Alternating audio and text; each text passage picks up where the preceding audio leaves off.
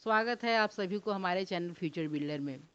तो आज का लेसन है द मिडनाइट विजिटर, जिसका लेखक रॉबर्ट आर्थर हैं।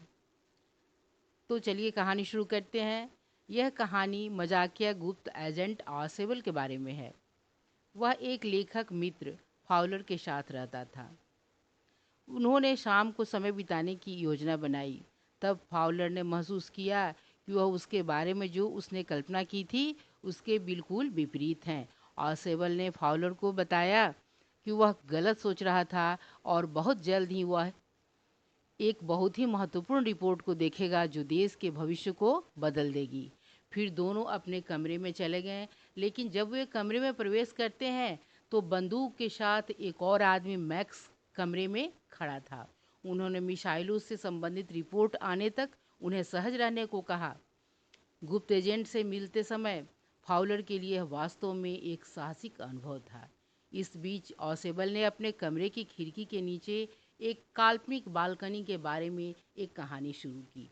जब यह बात चल रही थी तो लगातार कोई दरवाजे पे दस्तक दे रहा था। ऑसेबल ने कहा कि पुलिस नियमित रूप से ही उसकी ओर उसके कमरे की जांच करने के लिए दरवाजे पर आई थी। मैक्स ने उन दोनों की ओर अपने बंदूक का इशारा करते हुए कहा कि वह बालकोनी में इंतजार कर रहा होगा और इस दौरान ऑसेबल को पुलिस को भेज देना चाहिए, अन्यथा वह उसे गोली मार देगा। जैसे ही डोर नॉक जोर से चालू होता है, मैक्स खिड़की के बाहर कूदता है और उन्होंने जोर से चीख सुनी। दरवाज़ा खुलता है जैसे ही और एक वेटर अंदर आता है। वेटर कहता है कि वह उस शराब को लाया है जिसे ऑसेबल ने ऑर्डर किया था।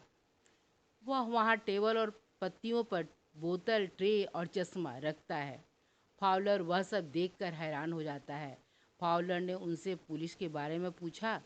तब ऑसेबल ने जवाब दिया कि कोई पुलिस नहीं थी। फाउलर ने फिर से मैक्स के बारे में पूछा, जो खिड़की के बाहर बालकनी में इंतजार कर रहा था। तब ऑसेबल ने जवाब दिया, वह व्यक्ति वापस नहीं आएगा क्योंकि वह बालकोनी नहीं थी।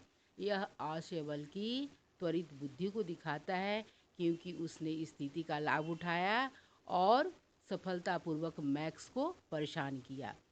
अपनी घबराहट के तहत वह बिना किसी विचार के खिड़की से बाहर कूद गया। वह होटल की ऊपरी मंजिल से कूद गया और इसलिए उसकी मौत हो गई। इस प्रकार ऑसेबल ने मैक्स को पीछा छोड़ दिया और खुद को एक बहुत ही खतरनाक स्थिति या घटना जो कहिए उससे अपने आप को बचा लिया। ऑसेबल एक अपनी चतुराई से उसको मार दिया और अपने आप को हर तरह से बचा